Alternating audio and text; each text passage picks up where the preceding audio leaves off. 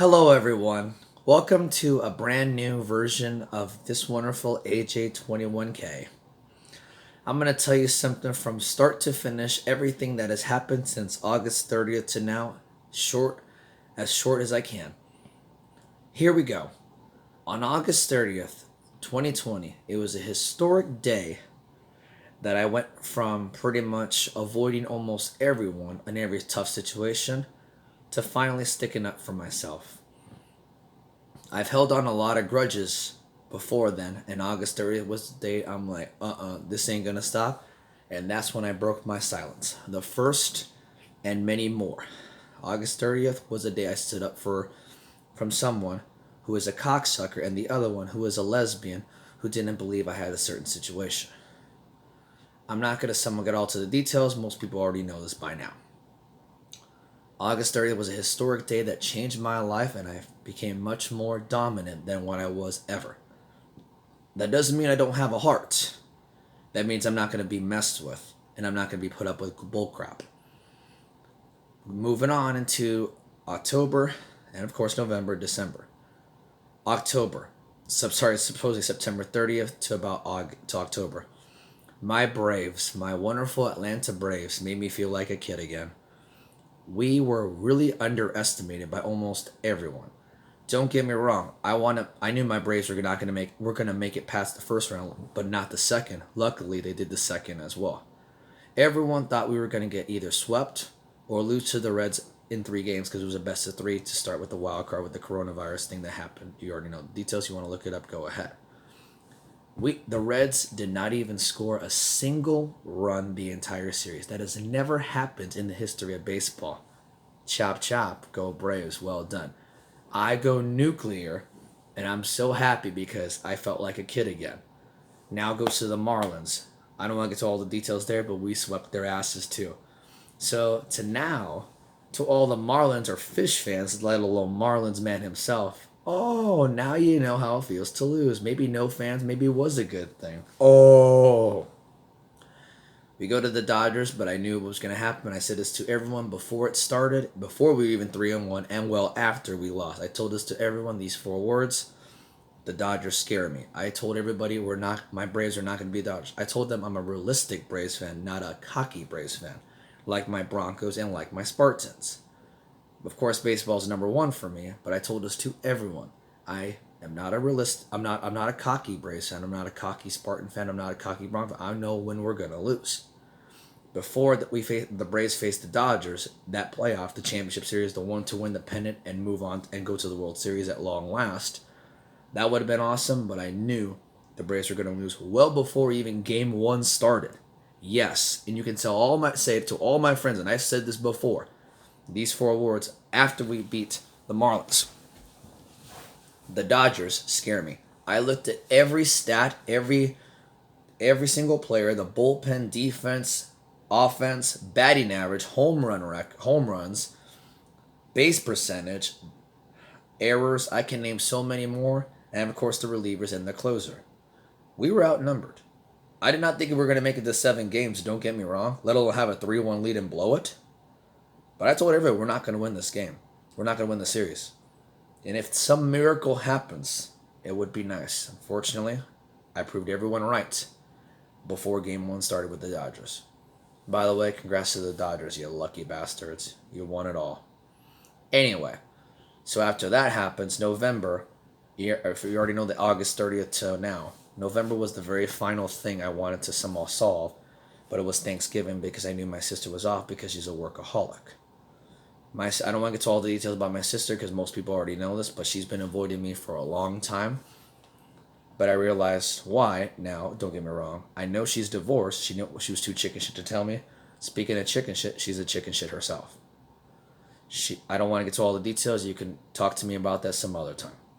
But I finally solved a crime what I've been trying to solve for 4 years because my mom is too triggered to talk about family, which I can understand, and my dad does it the old-fashioned way, but doesn't know shit of how to do it the right way since he lacks anything about technology. That was the final grudge out of all the things I've been trying to solve for a long time. And August 30th was the day I stood up for myself. And that's when the last one I wanted to do was Thanksgiving at her house because I knew she was off because my sister's a workaholic. She never takes a day off.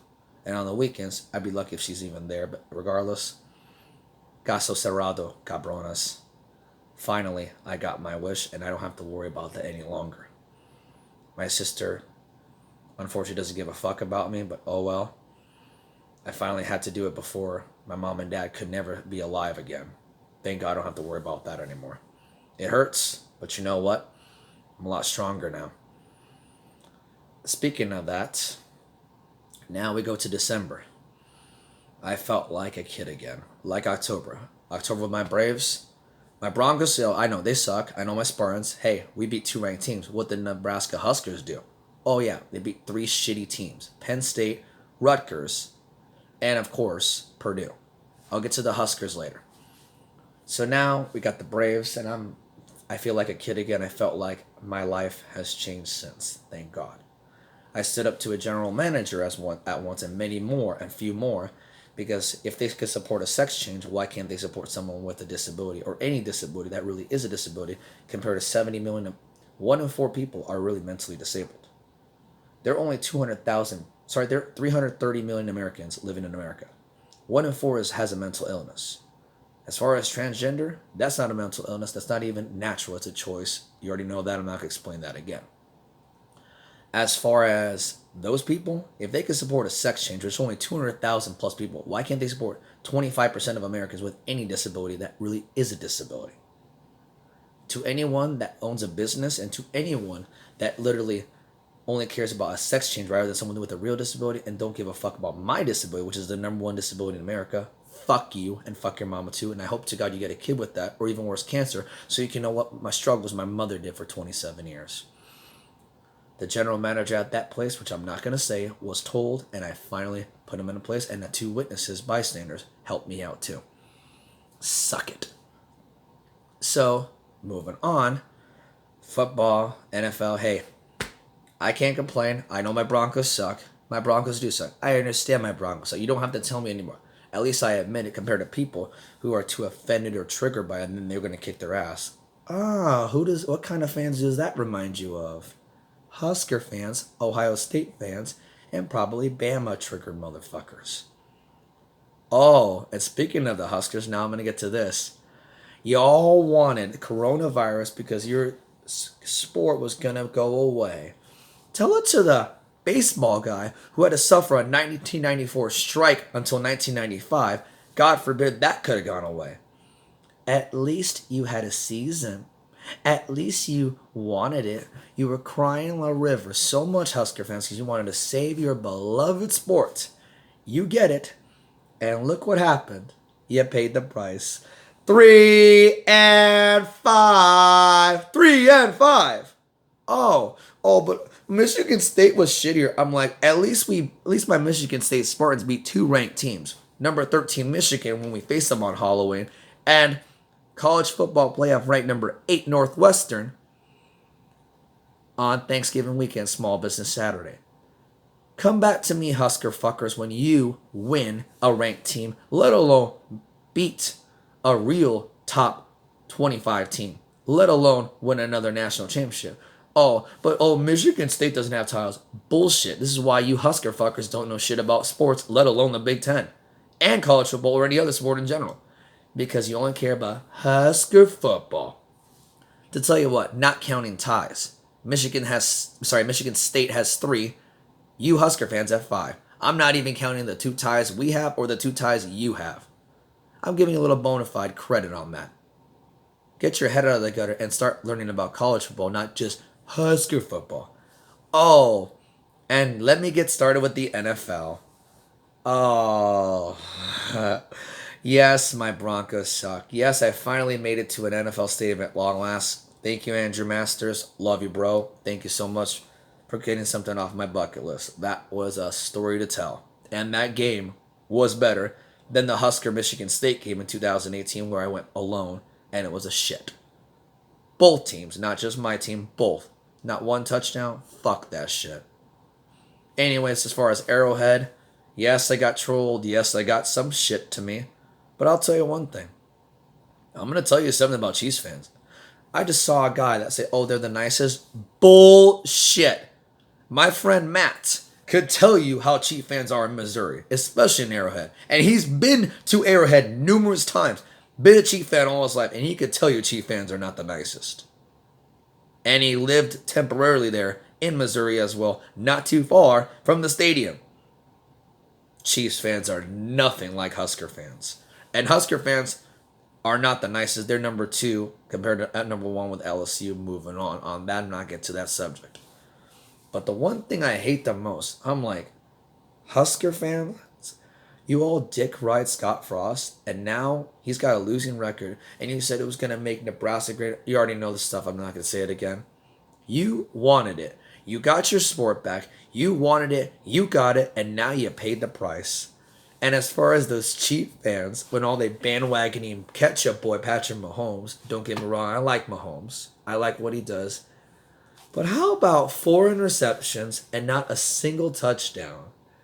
I cannot believe how pathetic that Mahomes has never had more than 2 interceptions ever, never has ever not had a touchdown in any game, and lost so badly that now the Bronco fans, yes, this one too, are laughing at all the sorry Queef fans and the bandwagoning Queef fans that were all sucking Mahomes' dick. Now you're laughing at me when, oh, the Seahawks murdered you. Hey, karma's a bitch now. At least my team didn't lose to a cheater. Oh! 2021, let it keep on coming. Who knows? Maybe the Queefs will fall again.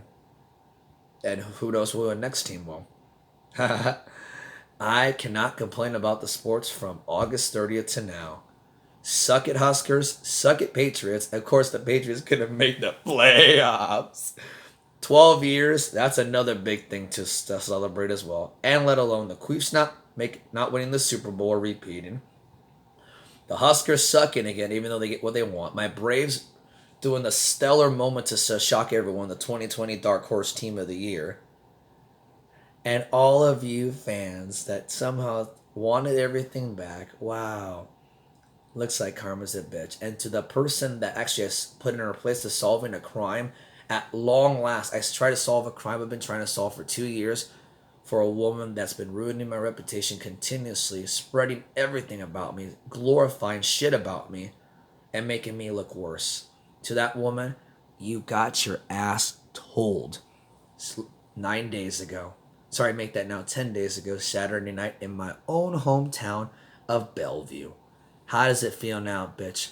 Fuck you.